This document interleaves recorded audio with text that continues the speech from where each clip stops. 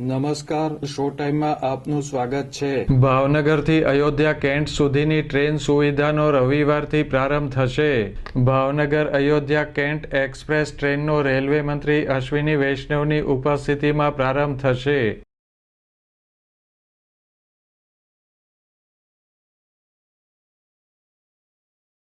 Bhavnagar terminus railway station ખાતે રવિવારે સવારે રેલવે મંત્રી અશ્વિની વૈષ્ણવ, કેન્દ્રીય રાજ્યમંત્રી નીમુબેન બાંભણિયા, મનસુખભાઈ માંડવિયા તેમજ સ્થાનિક અગ્રણીઓ અને રેલવેના અધિકારીઓની ઉપસ્થિતિમાં રામ ભક્તોને લઈને અયોધ્યા જનાર નવી ટ્રેનને લીલી ઝંડી આપી પ્રસ્થાન કરાવવામાં આવશે।